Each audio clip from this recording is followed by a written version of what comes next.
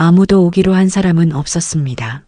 그런데 낯선 정적 속에서 작은 그림자가 천천히 들어왔습니다. 소민아 벌써 왔니?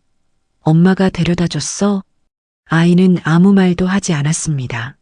낡은 치마자락을 꼭 쥔 손끝이 파르르 떨렸고 눈두덩은 빨갛게 부어 있었습니다. 왜 그래? 누가 뭐라고 했니?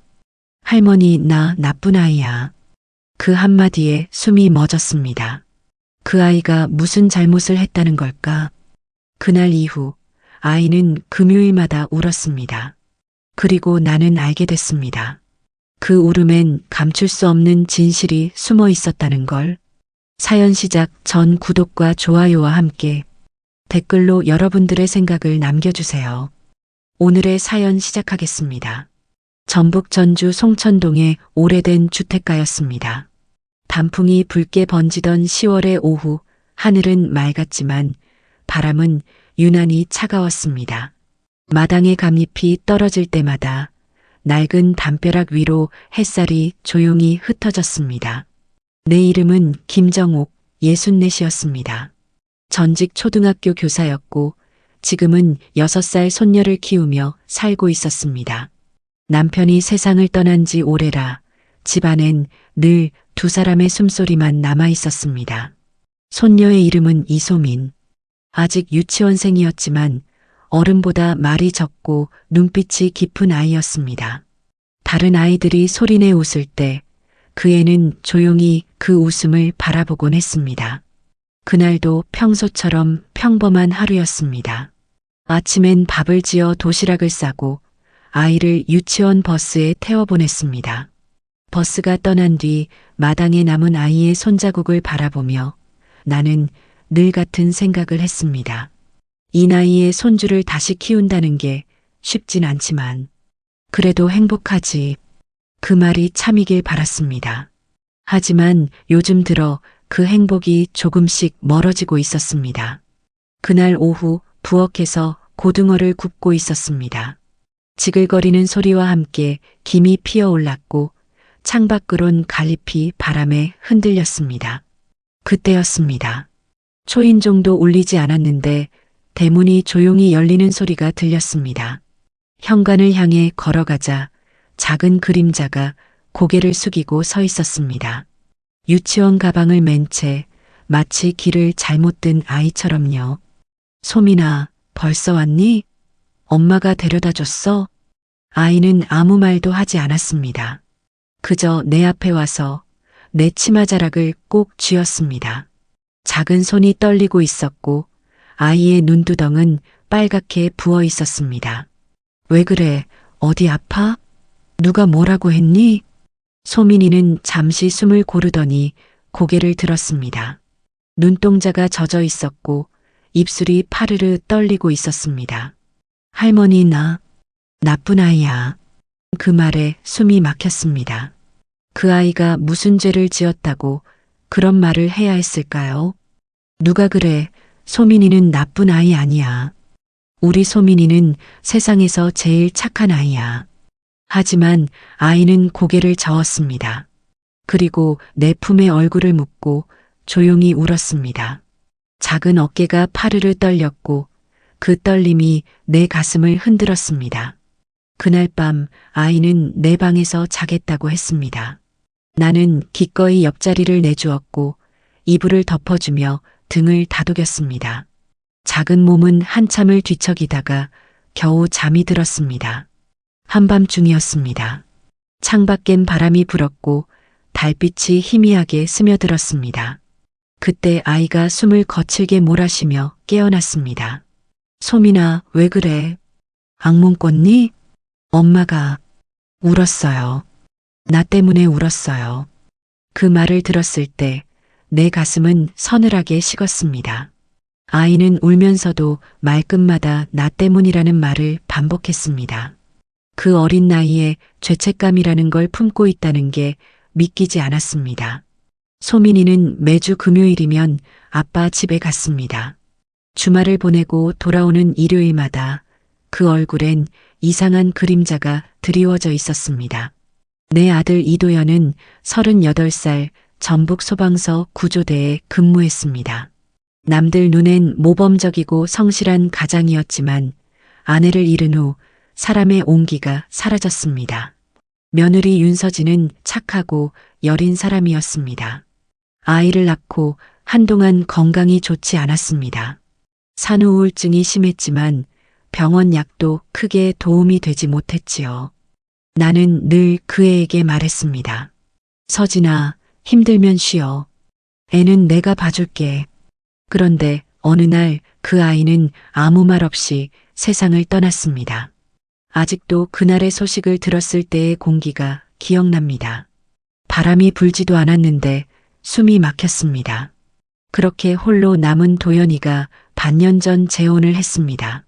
새아내의 이름은 장아린, 미용실을 운영하는 34세 여자였습니다. 처음엔 고마운 마음이었습니다. 아들이 새 삶을 찾고 아이가 엄마의 품을 다시 느낄 수 있기를 바랐습니다. 하지만 재혼 후부터 소민이는 달라졌습니다. 말수가 줄었고 잠들기 전마다 울었습니다. 유치원에서도 예전보다 조용해졌다고 선생님이 전화를 주셨습니다. 처음엔 적응 문제라 생각했습니다. 그저 낯선 집, 낯선 엄마에게 익숙해지는데 시간이 걸린다고 믿었습니다. 하지만 이번엔 느낌이 달랐습니다. 오늘 아이의 얼굴에는 단순한 낯설미 아닌 공포가 있었습니다. 나는 아이의 손을 잡고 속삭였습니다. 괜찮아. 이제 다 지나갔어. 할머니 옆에서 자면 아무 일도 없어. 아이는 고개를 끄덕이며 내 손을 꼭 쥐었습니다. 그 손끝이 점점 따뜻해지자 나도 모르게 눈물이 났습니다. 그날 밤 나는 다시는 눈을 붙이지 못했습니다. 천장을 바라보며 생각했습니다. 이건 단순히 새엄마에게 적응 못하는 게 아니다. 무언가 잘못된 일이 이 아이에게 일어나고 있다. 그게 사람이든 말이든 기억이든 나는 반드시 찾아내야 했습니다. 그리고 무엇보다 이 아이를 지켜야 했습니다. 그날 이후 나는 아이를 유심히 살폈습니다. 아침마다 유치원 버스를 태워보내면서 아이의 표정을 눈으로 쫓았습니다. 소민이는 늘 웃는 얼굴로 손을 흔들었지만 그 웃음은 짧고 어색했습니다. 어린아이가 어른 눈치를 본다는 건 평범한 일이 아니었습니다. 눈빛이 늘 조심스럽고 말끝마다 머뭇거림이 묻어 있었습니다. 유치원 선생님에게 전화를 받은 것도 그 즈음이었습니다. 할머니, 요즘 소민이가 혼자 있는 시간이 많아요. 다른 아이들이 노는데도 잘 끼질 않아요. 나는 전화기 너머에서 아무 말도 하지 못했습니다. 그랬어요? 예전엔 친구들이랑 잘 놀았는데. 네, 그런데 요즘은 그림만 그려요. 특히 검은색이나 회색을 많이 써요. 그 말을 듣는 순간 가슴 한쪽이 서늘해졌습니다. 집에 돌아와 아이의 가방을 뒤졌습니다. 색연필 상자와 낡은 크레파스 사이로 구겨진 종이 한 장이 나왔습니다. 도화지에는 한 아이가 그려져 있었습니다. 작은 방 안, 창문도 없고 옆에는 짙은 색으로 칠해진 문 하나, 그리고 그 아래엔 삐뚤빼뚤한 글씨가 적혀 있었습니다. 소리내면 안 돼. 이게 뭐야? 누가 이런 걸? 가슴이 철렁했습니다. 유치원 놀이 중에 그렸다고 하기엔 그림이 너무 어두웠습니다. 색연필 자국은 3번, 4번씩 덧칠되어 있었고 손톱 자국까지 남아 있었습니다. 아이를 다그치면 오히려 입을 닫을까 두려웠습니다. 그래서 그날 밤 조심스레 물었습니다. 소민아, 유치원에서 그림 그렸다고 들었어. 그림에 왜 문이 있었을까? 그건 방이에요. 무슨 방? 조용한 방? 아이의 목소리가 떨렸습니다. 말끝을 흐리며 시선을 내 어깨 너머로 돌렸습니다. 그 방엔 누가 있었니? 나. 혼자서 뭐 했어? 소리 안 냈어요. 순간 머릿속이 하얘졌습니다. 아이의 말 하나하나가 두려움의 그림처럼 겹쳐졌습니다. 나는 아들 도연에게 전화를 걸었습니다. 그는 피곤한 목소리로 전화를 받았습니다. 엄마, 무슨 일이에요? 소민이가 요즘 이상해. 그림도 그렇고 자꾸 자신이 나쁜 아이라 그래. 엄마, 애가 새엄마한테 아직 익숙하지 않아서 그래요. 할인이도 걱정 많아요. 자꾸 울어서 마음이 힘들대요. 그래도 뭔가 있지 않겠니? 그 아이 눈빛이. 엄마가 너무 예민한 거예요. 소민이는 그냥 예전처럼 좀 조용할 뿐이에요. 그 말에 더 이상 아무 말도 할 수 없었습니다. 하지만 마음은 점점 불안해졌습니다. 며칠 뒤 유치원에서 돌아온 아이의 손목에 작은 멍이 보였습니다. 손가락 마디만큼의 자국이었지만 색이 짙었습니다. 소민아, 이건 뭐야? 다쳤어? 그냥 놀다가. 유치원에서? 아니요. 아이는 그 말을 끝으로 입을 다물었습니다. 입술을 깨물고 눈을 내리깔았습니다. 그날 저녁 식탁에 앉은 소민이는 밥 한 숟가락도 뜨지 않았습니다. 나는 고등어를 잘게 발라 젓가락에 올려줬습니다. 입 좀 벌려봐. 이거 먹으면 힘나. 할머니, 엄마가 이거 싫어했어요. 누가? 내 새엄마? 아니요. 하늘에 있는 엄마요. 냄새 맡으면 머리 아프다고 했어요. 순간 내 손에 들린 젓가락이 떨어질 뻔했습니다. 아이는 그 말이 끝나자마자 스스로 입을 틀어막았습니다. 나 그 말하면 안 돼 하는 눈빛이었어요. 밤이 깊어갈수록 불안은 커졌습니다. 아이의 말투, 작은 습관, 눈빛 하나하나가 신호 같았습니다. 무언가 숨기고 있었고 그건 아이가 감당하기엔 너무 무거운 비밀이었습니다. 나는 다음 날 새벽 불 꺼진 거실에서 혼자 앉아 있었습니다. 탁자 위엔 아이의 낙서와 구겨진 종이가 놓여 있었습니다. 그 문구가 눈에 계속 들어왔습니다. 소리내면 안 돼. 그건 단순한 놀이가 아니었습니다. 아이가 겪은 무언가의 흔적이었습니다. 그때 문득 떠올랐습니다.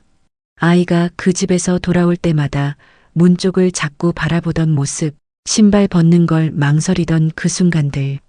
나는 그제야 결심했습니다. 이제는 기다리지 않겠다고. 이유를 찾아야 한다고. 소민아, 할머니가 꼭 알아낼게. 무슨 일이 있었는지 꼭 알아낼 거야. 그날 밤 나는 한참을 창가에 앉아 있었습니다. 가로등 불빛 아래 감잎이 바람에 흩날렸고 그 아래엔 조용히 잠든 아이가 있었습니다. 그 애가 꾸는 꿈이 평온하기를 간절히 바라며 눈을 감았습니다.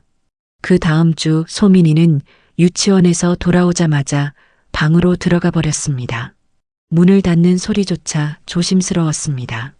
나는 문 앞에서 한참을 서 있었습니다. 그 방엔 오래된 아기 이불이 한쪽 구석에 개켜져 있었습니다. 소민이는 그 이불을 꼭 끌어안은 채 잠이 들곤 했습니다. 그건 죽은 며느리 서진이 손수 바느질해준 이불이었습니다. 서진이는 늘 손이 따뜻한 사람이었습니다. 아이를 안을 때마다 손끝으로 등을 천천히 두드리며 속삭였지요. 괜찮아. 우리 소민이는 엄마 닮아서 착하네. 그 말을 다시는 들을 수 없게 된 지 벌써 2해가 지났습니다. 하지만 그 온기가 아직도 내 기억 속에 남아 있었습니다. 서진이는 출산 후 많이 지쳐 있었습니다. 밤마다 불안에 떨었고 아기 울음만 들려도 눈물이 터졌습니다. 나는 그런 그녀를 보며 그저 조용히 밥을 해주고 잠깐이라도 쉬라고 말하곤 했습니다. 그때마다 도연이는 늘 바빴습니다. 소방구조대 근무는 불규칙했고 야근이 잦았습니다. 엄마, 나도 힘들어요. 그가 그렇게 말할 때면 나는 더 이상 아무 말도 할 수 없었습니다. 그러던 어느 겨울 새벽 전화를 받았습니다. 서진이가 베란다에서 쓰러져 있었다는 소식이었습니다. 그녀는 살아있지 않았습니다. 남겨진 건 4줄짜리 메모뿐이었습니다. 소민이를 잘 부탁드립니다. 나는 좋은 엄마가 아니었습니다. 도연아, 미안해. 그리고 엄마, 고맙습니다. 그날 이후 도연이는 달라졌습니다. 그의 눈빛은 항상 무언가를 참고 있는 듯 보였습니다. 그는 말수가 줄었고 집에 오면 늘 술 냄새가 났습니다. 도연아, 사람은 떠났지만 아이는 남았잖니. 소민이는 내가 웃으면 웃을 거야. 엄마, 그 애를 보면 서진이가 생각나서 숨이 막혀요. 아이만 보면 죄를 짓는 기분이에요. 그 말이 그때는 그저 슬픈 아버지의 고백처럼 들렸습니다. 하지만 지금 생각해보면 그건 경고 같았습니다. 그가 아이를 볼 때마다 짓던 표정이 마음속에 자꾸 걸렸습니다. 반년 전 도연은 재혼을 했습니다. 그의 아내 하리는 미용실을 운영하는 여자였습니다. 처음 만났을 때 그녀는 조용하고 예의 바른 사람이었습니다. 하리는 늘 미소를 띠고 있었지만 웃음이 짧았습니다.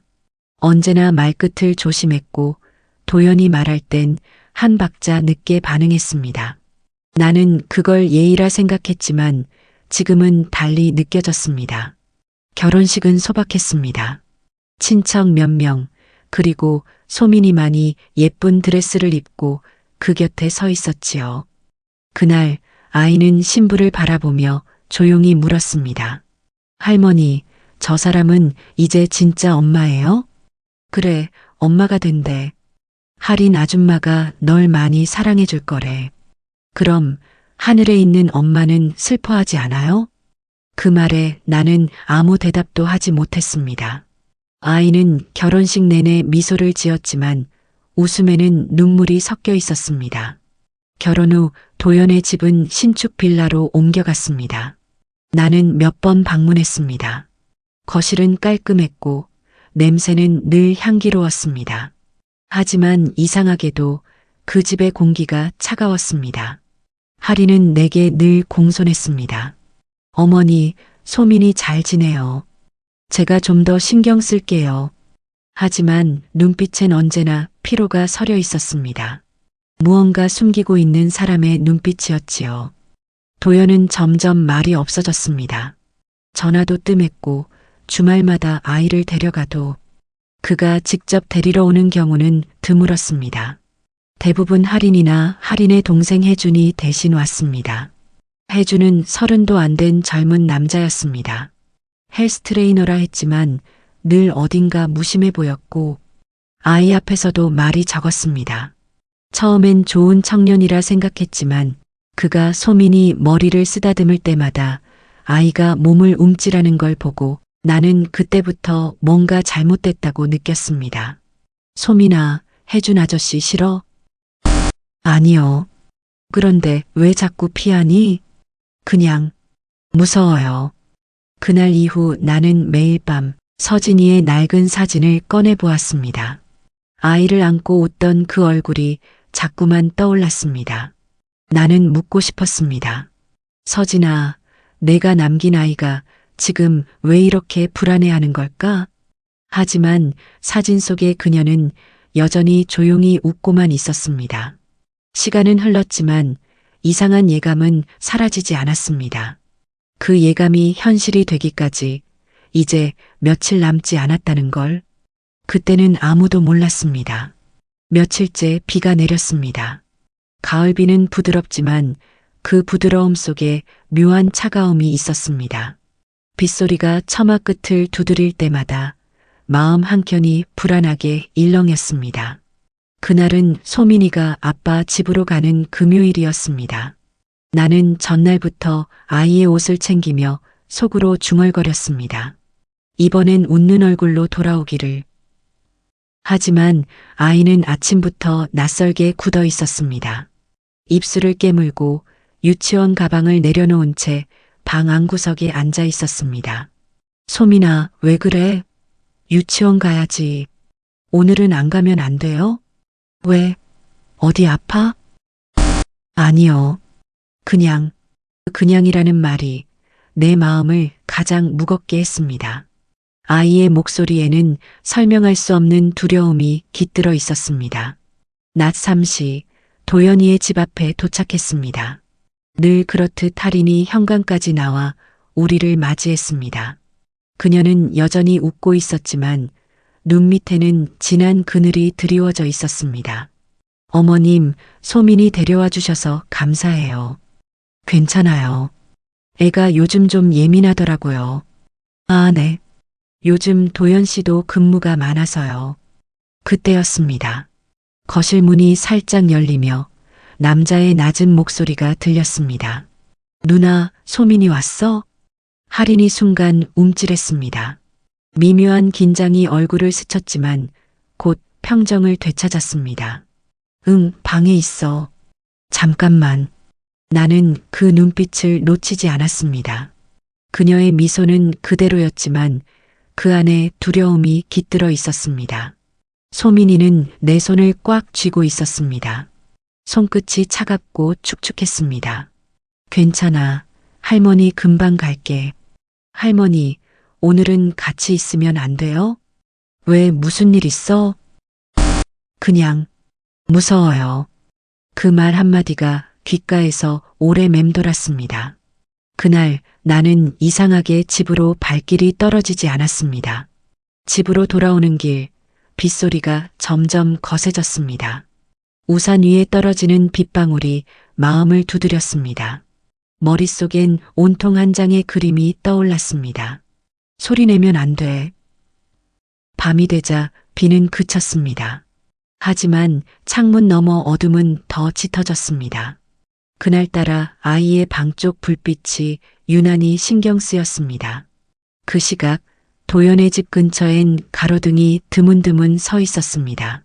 나는 불현듯 불안을 참지 못하고 전화를 걸었습니다.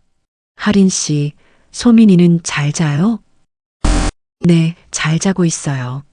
걱정 마세요. 혹시 무슨 일 있었나요? 요즘 좀 예민하던데. 그냥 요즘 잠을 잘 못 자요. 밤마다 깨서 울어요. 왜 울어요? 모르겠어요. 자꾸 꿈을 꾼대요. 엄마가 문을 두드리며 울고 있었다고. 그 말을 듣는 순간 전신에 소름이 돋았습니다. 아이의 꿈, 그리고 그 낙서, 모든 게 어딘가 연결되어 있는 듯 했습니다. 전화를 끊고 한참을 서 있었습니다. 집안은 고요했지만 마음은 시끄러웠습니다. 그때 현관 쪽에서 미묘한 소리가 들렸습니다. 무언가 금속이 바닥에 떨어지는 소리였습니다. 불을 켜보니 문틈 사이에 작은 장난감이 떨어져 있었습니다. 소민이가 늘 들고 다니던 인형의 팔이었습니다. 나는 손에 쥔 채 멍하니 서 있었습니다. 오늘 아침 분명 그 아이 손에 붙어 있었던 인형이었습니다. 이게 왜 여기 있지? 불길한 예감이 밀려왔습니다. 그날 밤 잠들지 못하고 전화기를 들고 새벽까지 앉아 있었습니다. 아무 연락도 없었습니다. 새벽 3시쯤 갑자기 휴대폰 불빛이 켜졌습니다. 할인에게서 메시지가 도착했습니다. 어머님, 혹시 내일 시간 되세요? 소민이 관련해서 잠깐 드릴 말씀이 있어요. 그 짧은 문장에서 알 수 없는 떨림이 느껴졌습니다. 그녀가 처음으로 먼저 연락을 해온 것이었습니다. 그 순간 깨달았습니다. 이상한 일은 이제 막 시작되고 있음을. 그리고 그 시작은 내가 감당하지 못할 무게를 가지고 올 것임을. 다음 날 나는 약속대로 할인을 만나러 나갔습니다. 부산 연제구 쪽 조용한 카페였습니다. 이른 오전이라 손님이 거의 없었고 커피 머신 소리만 희미하게 울렸습니다. 할인은 이미 창가 자리에 앉아 있었습니다. 그녀의 손엔 따뜻한 머그잔이 들려 있었지만 입술은 굳어 있었습니다. 눈 밑에는 짙은 다크서클이 내려와 있었고 손톱은 깨진 채였습니다. 할인 씨, 어젯밤 메시지 보고 놀랐어요. 무슨 일인가요? 어머님, 저 어떻게 해야 할지 모르겠어요. 그녀는 잔을 내려놓고 두 손을 깍지 끼었습니다. 마치 오랫동안 참고 있던 말을 꺼낼 준비를 하는 사람처럼 보였습니다. 요즘 도연 씨가 너무 예민해요. 집에만 오면 아무 일도 없는데도 소리를 지르고 소민이가 울기만 해도 시끄럽다고 해요. 혹시 손찌검이라도? 아직은 아니요. 그런데 말로 너무 심하게 해요.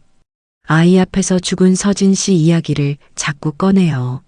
내가 태어나지만 않았어도 내 엄마는 살았을 거야. 그 말을요, 반복해서 해요. 그 순간 나는 숨이 막혔습니다. 입안이 마르고 손끝이 떨렸습니다. 그건 아이의 낙서보다 더 끔찍한 현실이었습니다. 그걸 직접 들었어요? 네. 몇 번이나요? 저도 말리고 싶은데 그러면 저한테까지 소리를 질러요. 너까지 그년 편 드냐면서요. 할인의 목소리는 작았지만 단호했습니다. 그녀는 이미 공포 속에서 오래 버텨온 사람이었습니다. 어머님, 저도 그 아이가 걱정돼요.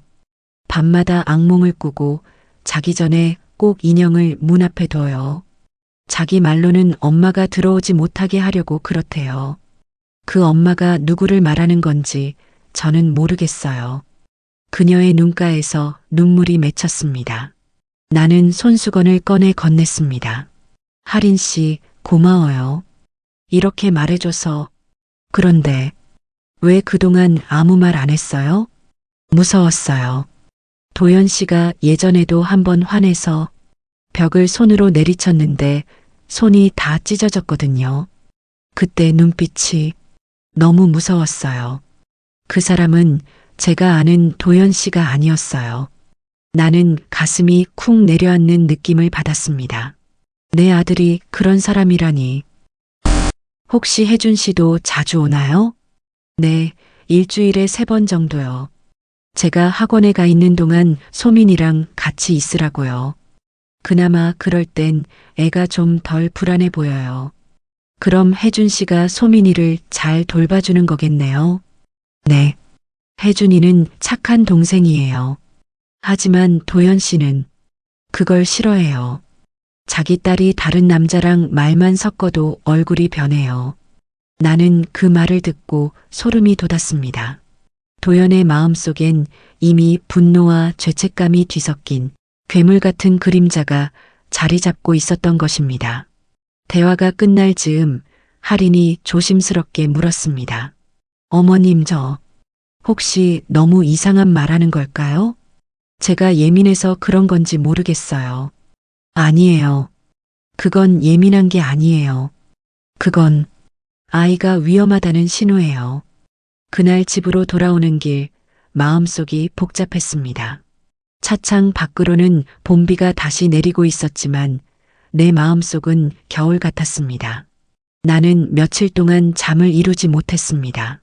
아들 얼굴이 떠오를 때마다 며느리 서진의 마지막 편지가 겹쳐졌습니다.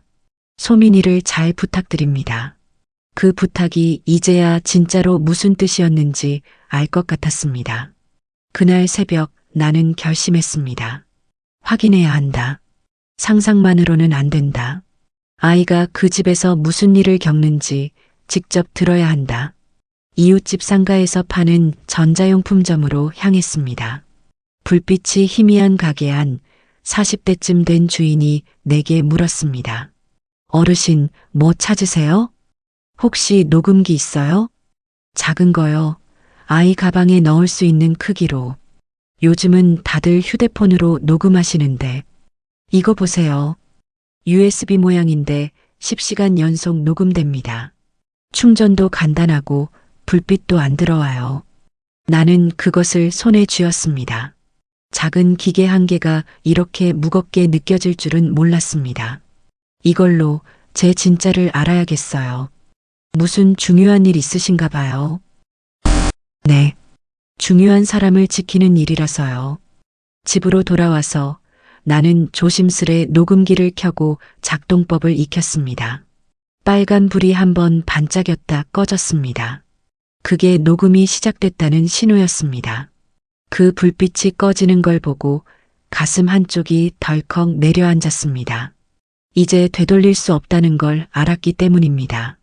서진아, 내 딸이 무슨 일을 겪는지 이제 할미가 알아볼게.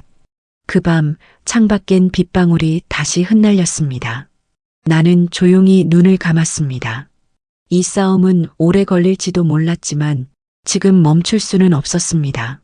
손녀의 울음을 멈추게 할 수 있다면 내 인생의 남은 날을 다 써도 괜찮았으니까요. 그날은 토요일이었습니다.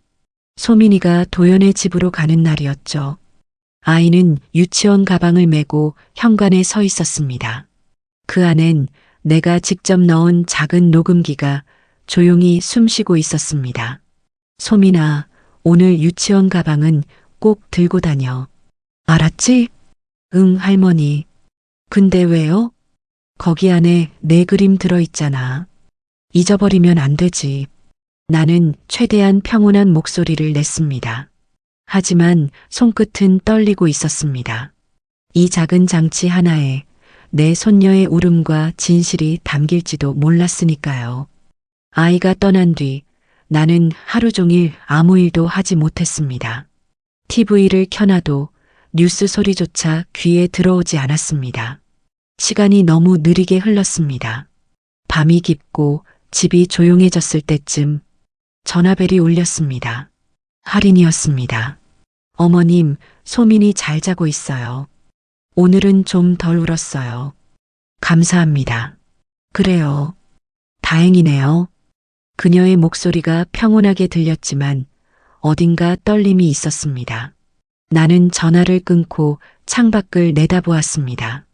바람에 흔들리는 가로등 불빛이 내 마음처럼 일렁거렸습니다. 다음 날 아침 아이가 돌아왔습니다. 얼굴은 평소보다 창백했고 입술은 말라 있었습니다. 소민아, 잘 다녀왔어? 응. 무슨 일 있었어? 아니요. 그 대답이 너무 익숙해서 더 아팠습니다. 아이가 잠들자마자 나는 조심스럽게 가방을 열었습니다. 주머니 안쪽 깊숙이 있던 녹음기를 꺼냈습니다. 손바닥만 한 금속의 차가운 감촉이 전해졌습니다. 컴퓨터에 꽂고 재생 버튼을 눌렀습니다. 처음엔 바스락거리는 천소리, 그리고 작은 발소리가 들렸습니다. 유치원 선생님들의 웃음소리, 아이들 노는 소리. 평범한 하루였습니다. 하지만 오후 3시 그 평범함은 깨졌습니다. 소민아, 엄마 왔어. 가자. 응. 차 문 닫히는 소리, 엔진 시동, 그리고 20분쯤 달리는 소리. 잠시 후 현관문 열리는 소리가 들렸습니다. 왔어? 응, 소민이 데려왔어. 소민아, 이리 와. 그의 목소리가 들리는 순간 나는 숨을 삼켰습니다. 몇 달 만에 듣는 내 아들의 목소리였지만 낯설었습니다. 낮고 무겁고 마치 오래된 철문처럼 거칠었습니다. 오늘 또 울었어? 아니요. 거짓말하지 마. 할인이 말했잖아. 또 울었다고. 도연 씨, 그만해요. 아이 좀 조용히 해. 나 지금 애랑 얘기 중이야. 책상이 부딪히는 소리가 들렸습니다. 그 다음엔 정적, 그리고 도연의 목소리가 다시 낮게 이어졌습니다. 너 내 엄마 왜 죽었는지 알아? 몰라요. 너 때문이야. 내가 울지만 않았어도 내 엄마는 안 갔어. 아니야. 맞아. 내가 태어나지만 않았으면 그 사람은 살았어. 그 한마디에 손끝이 얼어붙었습니다. 그건 아버지가 아이에게 건넬 수 있는 말이 아니었습니다. 그건 저주였습니다. 아빠, 미안해요. 미안하면 울지 마. 울면 또 엄마가 슬퍼해. 울면 또 나를 괴롭히잖아. 잠시 정적이 흘렀습니다. 그리고 작은 숨소리. 그건 울음을 참는 아이의 소리였습니다. 도연 씨, 제발 그만 좀 해요. 넌 조용히 해. 내가 뭘 알아. 넌 그 사람처럼 아이한테 다정하게 구는 척만 하잖아. 그 사람이라니요? 서진 씨는 죽었어요. 죽었지. 근데 왜 아직도 여기 있는 것 같지? 밤마다 웃는 얼굴이 보이거든. 그의 마지막 말에 나는 등골이 서늘해졌습니다. 그건 죄책감이 아니라 망상에 가까웠습니다. 도연은 과거에 갇혀 있었습니다. 그리고 그 죄책감을 아이에게 쏟아내고 있었습니다. 이후로 소리가 잠시 끊겼습니다. 그러다 조용히 방문 여는 소리가 들렸습니다. 작은 발소리, 그리고 아이의 속삭임. 엄마, 미안해. 나 또 울었어. 이제 안 울게. 엄마 울지 마. 그 목소리가 이어질수록 나는 울음을 참지 못했습니다. 눈물이 모니터 위로 떨어졌습니다. 나는 재생을 멈추지 않았습니다. 모든 걸 들어야 했습니다. 그래야 이 아이를 구할 수 있으니까요. 녹음은 오후 6시쯤 끝났습니다. 마지막엔 문 닫히는 소리와 함께 도연의 낮은 중얼거림이 들렸습니다. 이제 그만 울어. 그래야 내 엄마가 편히 쉴 수 있어. 녹음이 끝났습니다. 방 안은 고요했지만 귀에는 여전히 그의 목소리가 남아 있었습니다. 그 목소리가 내 심장을 붙잡고 놓아주지 않았습니다. 도연아, 내가 왜 그랬니? 나는 눈을 감고 한참을 울었습니다. 이제 의심은 끝났습니다. 진짜 괴물은 내 아들이었습니다. 녹음이 끝난 뒤 나는 한참을 움직이지 못했습니다. 모니터 화면 속 파형이 여전히 깜빡이고 있었지만 내 세상은 이미 멈춰 있었습니다. 그날 밤 잠이 오지 않았습니다. 이불을 덮고 누워 있어도 숨이 가빴습니다. 가슴 한가운데 무거운 돌이 얹혀 있는 것 같았습니다. 도연아, 넌 왜 그렇게 됐니? 내가 그렇게 상처 준 아이는 내 딸이야. 그 말이 목구멍에서 맴돌다 끝내 새어나왔습니다. 하지만 들을 사람은 아무도 없었습니다. 다음 날 나는 할인에게 전화를 걸었습니다. 몇 번의 신호음 끝에 그녀가 전화를 받았습니다. 어머님? 할인 씨, 오늘 잠깐 볼 수 있을까요? 무슨 일 있으세요? 소민이 얘기해요. 중요한 얘기입니다. 우리는 근처 공원 벤치에서 만났습니다. 가을 햇살이 나무 사이로 떨어지고 바람이 낙엽을 몰아갔습니다. 할인의 얼굴은 창백했고 손끝은 차가웠습니다. 할인 씨, 사실 어제 녹음기를 들었습니다. 녹음기요? 소민이 가방에 넣었어요. 그 안에 전부 들어 있었습니다. 뭐가요? 도연이 그 아이한테 무슨 말을 했는지. 그녀의 눈이 커졌습니다. 눈물이 차오르더니 곧 입술을 떨며 말을 잇지 못했습니다. 제가 말했잖아요. 그 사람이 점점 이상해졌다고. 근데 설마 그렇게까지. 할인 씨, 그건 이상한 정도가 아니에요. 그건 학대예요. 명백한 폭력이에요. 할인은 얼굴을 두 손으로 가렸습니다. 그녀의 어깨가 조용히 흔들렸습니다. 저도 알고 있었어요. 근데 제가 그걸 어머님께 어떻게 말해요? 그 사람 제 남편이에요. 그리고 전 그 아이의 새엄마잖아요. 할인 씨는 그 아이를 지키고 있었잖아요. 그게 엄마예요. 한동안 둘 다 아무 말도 하지 않았습니다. 바람이 불 때마다 낙엽이 벤치 아래로 쌓였습니다. 그때 멀리서 어린아이의 웃음소리가 들렸습니다.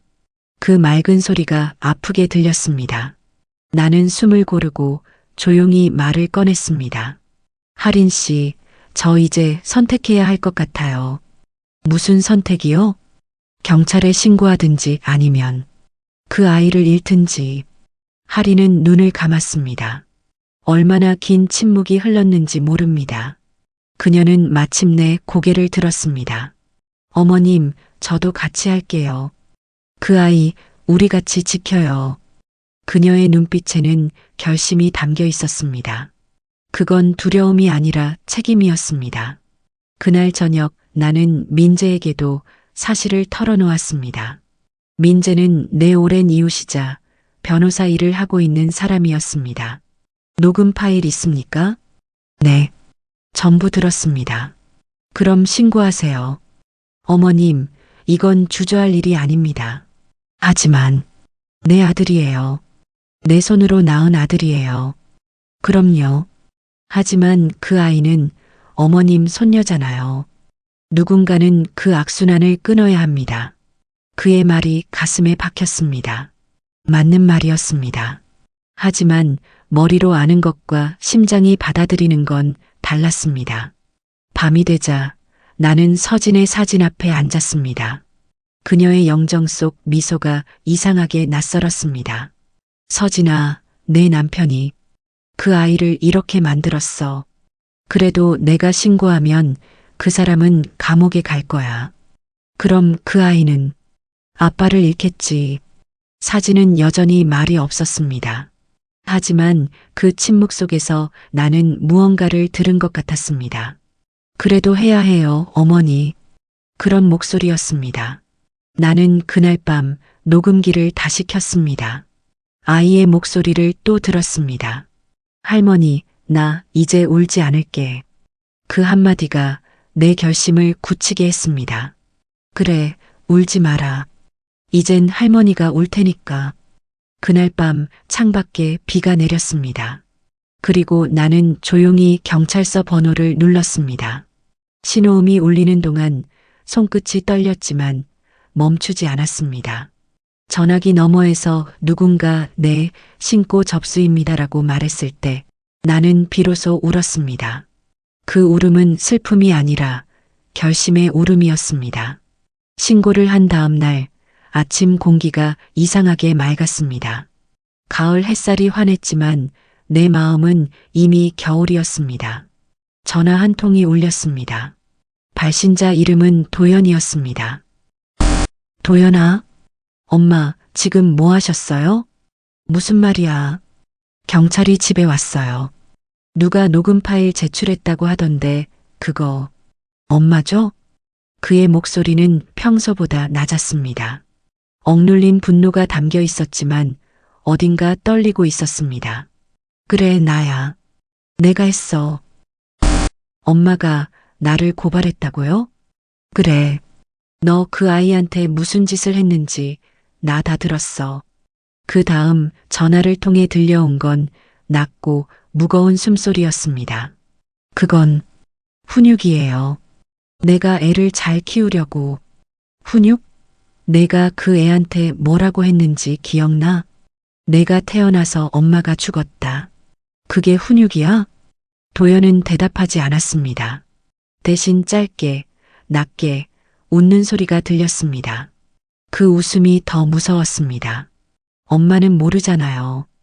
그 애는 그 사람을 닮았어요. 서진이처럼 올 때마다 나를 미치게 만들어. 서진이는 내가 지켜줬어야 할 사람이야.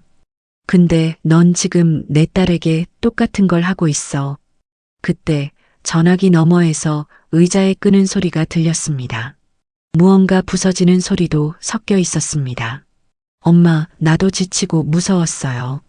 매일 밤 서진이가 나한테 말하는 것 같았어요. 소민이 울면 나 또 괴로워. 그 소리가 머리에서 안 사라져요. 그건 내 죄책감이야, 도연아. 그걸 딸에게 떠넘기면 안 되지. 난 잘못한 게 없어요. 난 그저 엄마가 없는 아이를 혼자 키우려 한 것뿐이야. 잘못한 게 없다고? 그 애는 6살이야. 그 애한테 엄마의 죽음을 죄처럼 씌운 게 내가 한 일이야. 말이 이어질수록 도연의 호흡은 거칠어졌습니다. 그리고 마침내 전화기 너머에서 절규가 터졌습니다. 그럼 나보고 어쩌란 말이에요. 나도 서진이 죽고 매일같이 죄책감 속에 살았어요. 근데 아무도 내 얘긴 안 들어줬잖아요. 엄마도 아무도. 그의 외침은 분노보다 슬픔에 가까웠습니다. 나는 잠시 말을 잃었습니다. 그래, 힘들었겠지. 하지만 그 고통을 아이에게 넘기면 안 돼. 그건 사랑이 아니야, 폭력이야. 그럼 내가 나쁜 아빠래요? 그래, 지금의 넌 나쁜 아빠야. 하지만 고쳐야 해. 그게 내 죄를 갚는 길이야. 그는 아무 대답도 하지 않았습니다. 통화음만 들렸습니다. 그리고 조용히 전화를 끊었습니다. 나는 손에 쥔 전화기를 내려놓고 한참을 울었습니다. 내 아들을 지키고 싶었지만 이젠 그보다 먼저 지켜야 할 생명이 있었습니다. 며칠 후 경찰로부터 연락이 왔습니다. 도연이 출석 요구를 받았고 조사에 응하기로 했다는 소식이었습니다. 심장이 덜컥 내려앉았지만 동시에 이상한 안도감이 밀려왔습니다. 하리는 매일 연락을 주었습니다. 어머님, 소민이 오늘은 잘 잤어요. 그 말 한마디가 유일한 위로였습니다. 그날 밤 나는 서진의 사진 앞에 다시 앉았습니다. 사진 속 그녀는 여전히 미소 짓고 있었습니다. 서진아, 내 남편은 잘못을 인정하진 않겠지만 그래도 이제 멈출 거야. 너 대신 내가 내 아이를 지킬게. 바람이 불어와 사진 프레임이 살짝 흔들렸습니다. 그 작은 움직임이 마치 대답처럼 느껴졌습니다. 그날 밤 소민이 내 곁에서 잠들었습니다. 작은 숨결이 고르고 손끝이 따뜻했습니다. 나는 그 손을 꼭 잡고 중얼거렸습니다. 괜찮아. 이제 다 괜찮아질 거야. 하지만 마음 한켠은 알고 있었습니다. 이게 끝이 아니라는 걸. 진짜 폭풍은 아직 남아 있었음을. 도연의 조사가 시작된 지 사흘째 되던 날 경찰서에서 연락이 왔습니다. 조사는 순조롭게 진행 중이지만 추가 진술이 필요하다는 말이었습니다. 나는 할인과 함께 경찰서로 갔습니다. 그녀는 고개를 숙인 채 종이컵을 두 손으로 감싸쥐고 있었습니다. 커피에 김이 올라오는데 그 손끝은 여전히 얼음처럼 차가웠습니다. 어머님 말씀하신 녹음 파일은 잘 받았습니다. 그런데 하나 더 있습니다. 뭐가요? 소민이 가방에서 또 다른 녹음 파일이 발견됐습니다. 나는 눈을 크게 떴습니다. 그건 내가 넣어둔 녹음기 외에는 있을 수 없는 일이었습니다. 그게 무슨 뜻이에요? 또 다른 파일이라니요?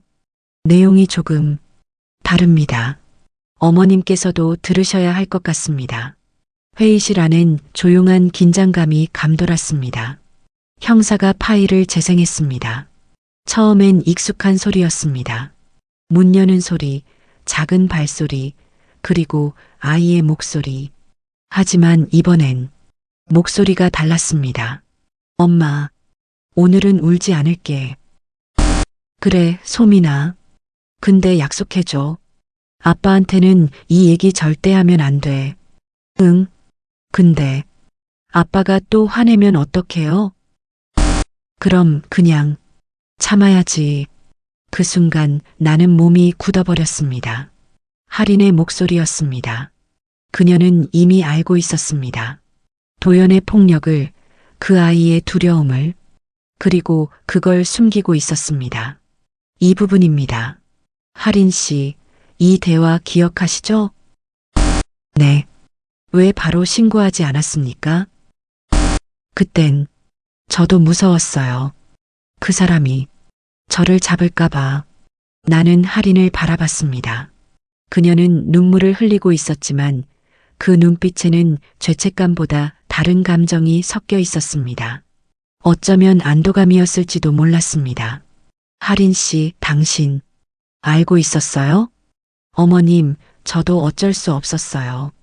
그 사람은 밤마다 변했어요. 소민이 울음소리만 들리면 갑자기 서진 씨 이름을 불렀어요. 그럼 더 빨리 말했어야 했잖아요. 그 아이가 얼마나 힘들었는지 알아요? 저도 맞았어요, 어머님. 저도 두려웠어요.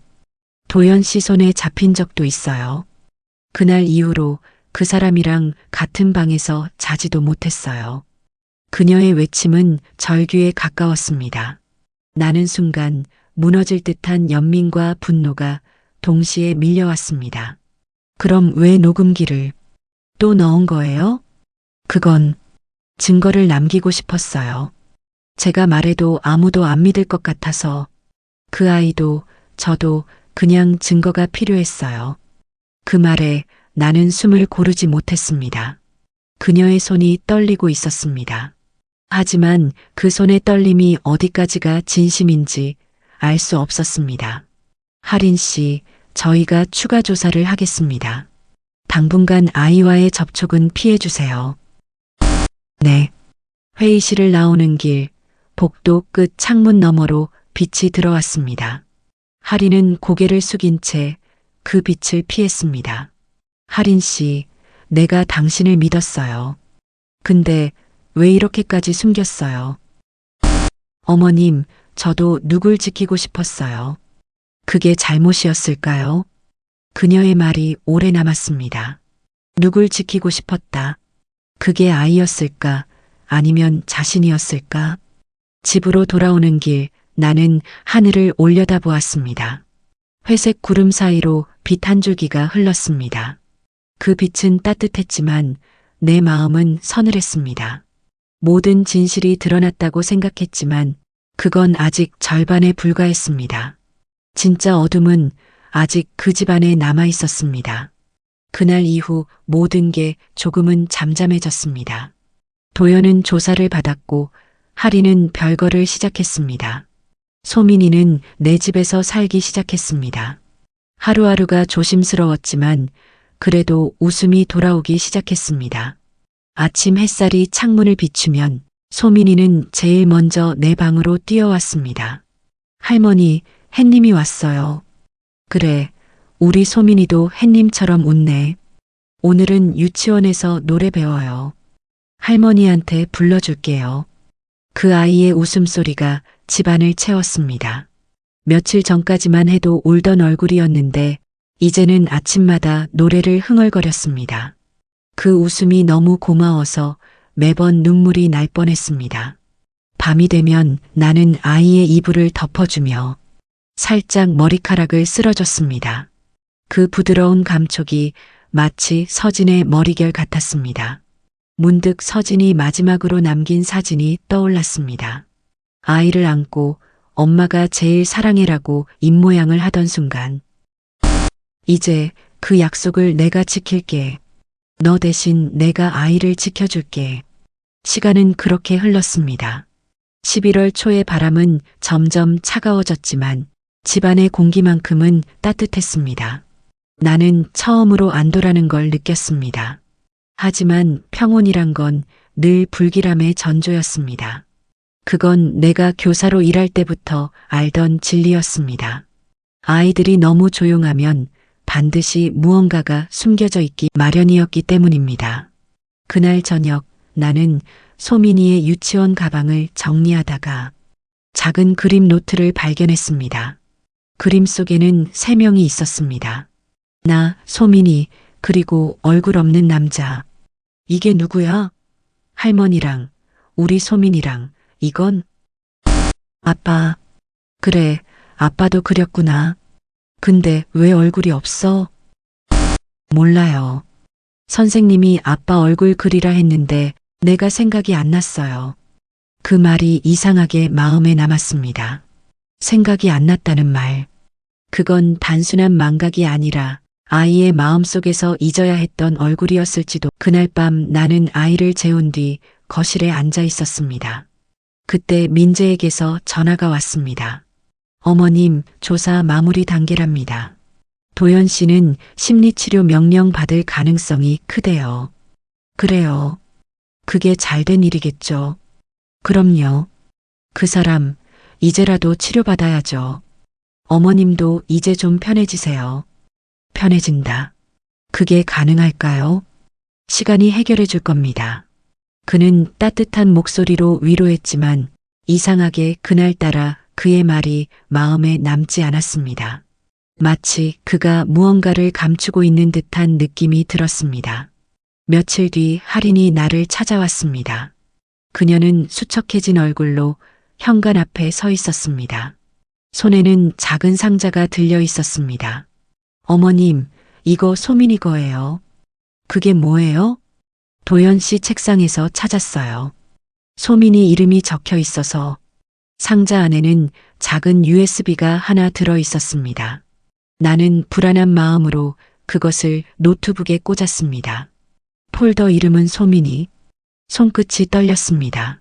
화면이 켜지자 익숙한 영상이 나왔습니다. 도연의 작업실이었습니다.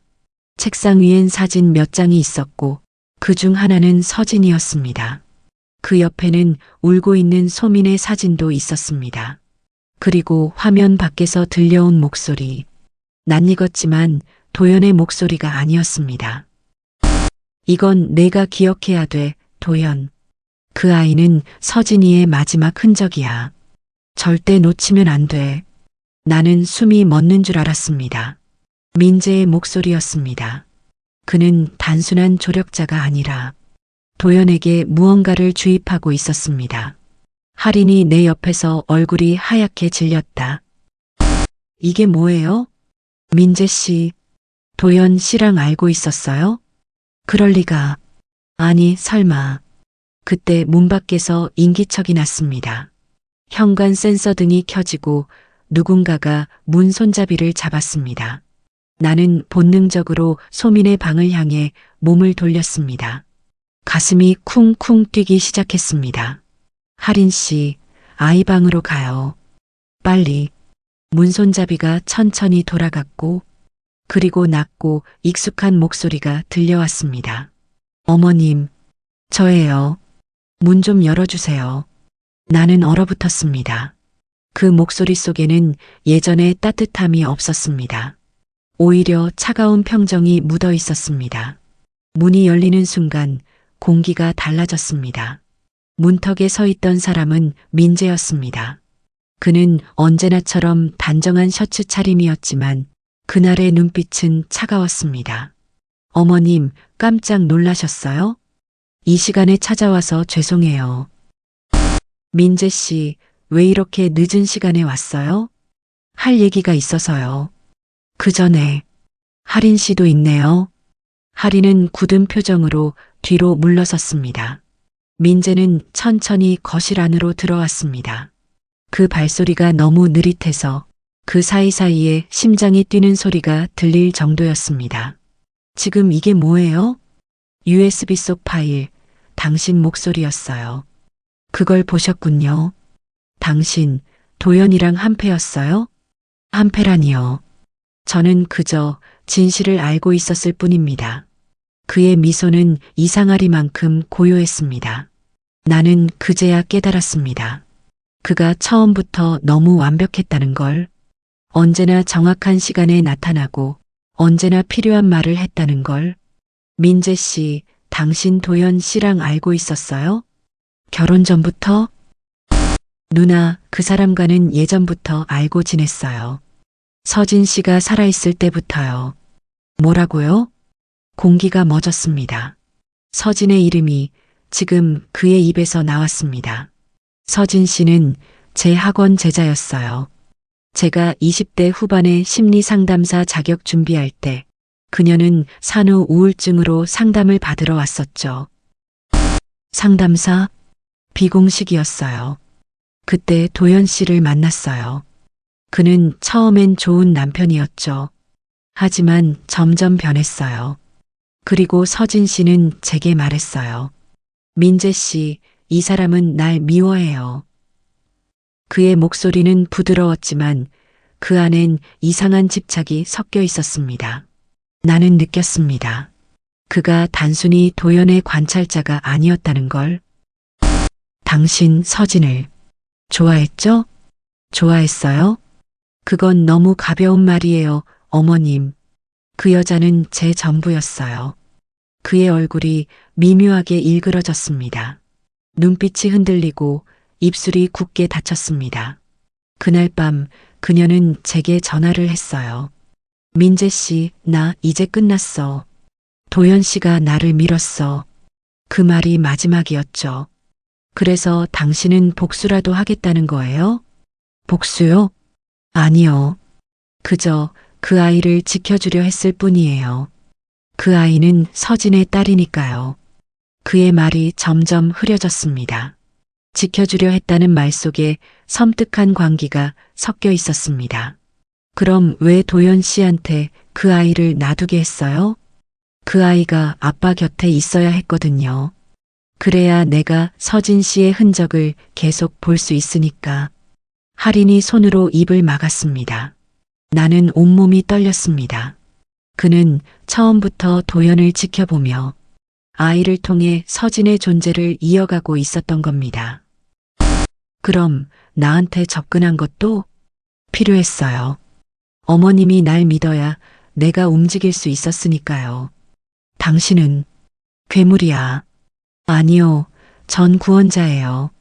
이 세상에 서진 씨를 진짜로 사랑한 사람은 저뿐이었어요. 그가 천천히 내 쪽으로 걸어왔습니다. 눈빛이 서늘했고 말투는 여전히 다정했습니다. 하지만 그 다정함이 더 이상 인간의 것이 아니었습니다. 이제 그 아이만 데려가면 돼요. 그 아이는 나와 서진 씨의 약속이에요. 안 돼. 절대 못 데려가. 할머니, 제발이요. 그 아이는 나쁜 세상에 있으면 안 돼요. 서진 씨가 그랬잖아요. 이 아이는 순수해야 해. 그가 한 걸음 더 다가왔을 때 할인이 갑자기 몸을 내밀어 그를 막았습니다. 민재 씨, 그만해요. 당신은 이제 서진 씨도 그 아이도 아무것도 못 지켜요. 누나, 물러서요. 누나가 모르는 게 있어요. 그는 할인을 밀쳐냈습니다. 작은 테이블이 쓰러지고 컵이 깨졌습니다. 그리고 그 순간 문 밖에서 경찰 사이렌 소리가 들려왔습니다. 나는 얼른 소민의 방으로 뛰어가 문을 잠갔습니다. 문틈으로 들려오는 발소리, 민재가 이름을 부르는 소리. 소민아, 삼촌이야. 문 열어봐. 나가. 그 애한테 다가오지 마. 잠시 후 현관문이 강하게 두드려졌습니다. 경찰의 외침이 들렸습니다. 모든 게 멈춘 듯한 순간 문틈으로 빛이 스며들었습니다. 그날 밤 민재는 체포되었습니다. 그는 끝까지 나는 아이를 구하려 했다고 말했습니다. 하지만 그의 눈빛 속엔 구원이 아니라 집착이 있었습니다. 할인은 경찰에 진술서를 냈습니다. 그리고 나는 긴 한숨을 내쉬었습니다. 지켜야 했던 아이, 지켜내야 할 진실. 그 모든 것의 무게가 어깨 위로 내려앉았습니다. 서진아, 널 사랑한다던 사람은 결국 내 아이를 이용했어. 이제 내가 그 아이를 지킬게. 정말로. 그날 밤 창문 너머로 달빛이 흘러내렸습니다. 그 빛 아래에서 소민이의 숨결은 고르게 이어졌습니다. 나는 그 숨소리를 들으며 조용히 눈을 감았습니다. 모든 싸움이 끝난 것 같았지만 어딘가에서는 여전히 바람이 울고 있었습니다. 민재가 체포된 지 한 달이 지났습니다. 겨울이 끝나고 봄이 오고 있었습니다. 골목 어귀에 매화가 다시 피었고 햇살은 유난히 부드러웠습니다. 모든 게 끝난 줄 알았지만 사람의 마음은 그렇게 쉽게 정리되지 않았습니다. 나는 여전히 새벽마다 눈을 떴습니다. 그리고 한동안 멍하니 창문을 바라보았습니다. 이젠 괜찮아졌다고 생각했는데 그 말은 습관처럼 입에서 새어나왔습니다. 하지만 괜찮아진다는 건 단지 살아남는 방법 중 하나일 뿐이었습니다. 도연은 치료를 받기 시작했습니다. 그는 경찰 조사 후 보호 관찰과 정신치료 명령을 받았습니다. 한 달에 한 번 짧은 편지를 보내왔습니다. 엄마, 이제야 알겠어요. 제가 잃은 건 서진이도 제 자신도 아니라 소민이었다는 걸. 그 아이가 나를 용서하진 않겠지만 그래도 기다리겠습니다. 편지를 읽으며 나는 울지 않았습니다. 그저 종이 위에 스며든 잉크 자국을 천천히 손끝으로 쓸었습니다. 그 글씨 속에는 죄책감보다 후회가, 분노보다 슬픔이 묻어 있었습니다. 할인은 먼 도시로 이사했습니다. 연락은 드물었지만 가끔 문자로 안부를 보냈습니다. 소민이 잘 지내죠? 그 짧은 문장이 그녀의 마음을 대신했습니다. 소민이는 조금씩 예전의 밝음을 되찾았습니다. 밤마다 울던 아이가 이제는 잠들기 전 그림책을 들고 와 할머니 같이 읽어요라고 말했습니다. 그래, 오늘은 어떤 이야기야?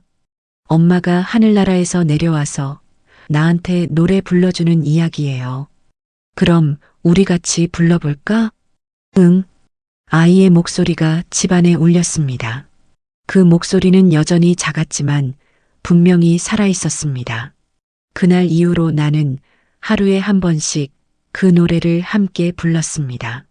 가끔 밤이 되면 바람이 창문을 스쳐갑니다. 그 소리 속에서 나는 서진의 목소리를 듣습니다. 어머니, 고맙습니다. 그래. 널 대신해서 내가 이 아이를 지킬게. 그 말 뒤로 아무 대답도 없었지만 창가의 커튼이 살짝 흔들렸습니다. 그게 그녀의 인사처럼 느껴졌습니다. 봄비가 내렸습니다. 빗소리는 고요했고 한때 폭풍이 덮쳤던 이 집엔 이제 조용한 평화가 깃들었습니다. 소민이는 빗소리를 들으며 창문에 그림을 그렸습니다. 둥근 원, 그 옆에 작은 사람 둘, 그리고 하늘 위에 별 하나. 그건 뭐야, 소민아? 할머니랑 나, 그리고 하늘에 있는 엄마. 그래. 참 예쁘다. 나는 아이를 꼭 안았습니다. 그 품 안에서 오래된 슬픔이 천천히 녹아내렸습니다. 시간은 모든 것을 지우지 않았지만 그 대신 받아들이게 만들었습니다. 하루가 지나고 또 하루가 지났습니다. 봄은 조금씩 짙어졌고 소민이의 웃음도 조금씩 커졌습니다. 그 웃음이 나에게는 가장 큰 기적이었습니다. 소민아, 행복하자. 엄마도 아빠도 우리도. 응, 할머니. 우리 이제 무섭지 않아요. 나는 창문을 열었습니다. 부드러운 바람이 방 안으로 들어왔습니다. 향긋한 매화 향이 코끝을 스쳤습니다. 세상은 여전히 복잡하고 사람의 마음은 여전히 모호했지만 단 한 가지는 분명했습니다. 사랑이란 건 지키는 사람의 의지로 이어진다는 것. 그게 가족의 마지막 형태라는 것. 햇살이 커튼 사이로 흘러들어 잠든 아이의 얼굴을 비췄습니다. 나는 천천히 미소 지었습니다. 그 얼굴이 내 인생의 마지막 평화였습니다. 모든 것은 흘러가고 남은 건 따뜻한 숨결 하나. 그리고 조용한 봄의 시작이었습니다. 어쩌면 당신의 곁에도 작은 손을 내민 누군가가 있을지 모릅니다. 소리 없이 울고 있는 아이가, 말없이 아파하는 사람이, 그들의 떨림을 놓치지 않는 것, 그게 우리가 할 수 있는 가장 작은 사랑입니다. 이 이야기가 가슴에 남았다면 조용히 누군가와 나눠주세요.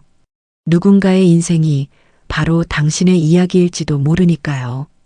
구독과 좋아요를 눌러주시면 사연 제작에 큰 도움이 됩니다. 내일은 좀 더 따뜻한 이야기로 찾아뵙겠습니다. 이 이야기가 가슴에 남는다면 댓글로 어디서 시청하고 계신지 남겨주세요. 오늘도 시청해주셔서 감사합니다.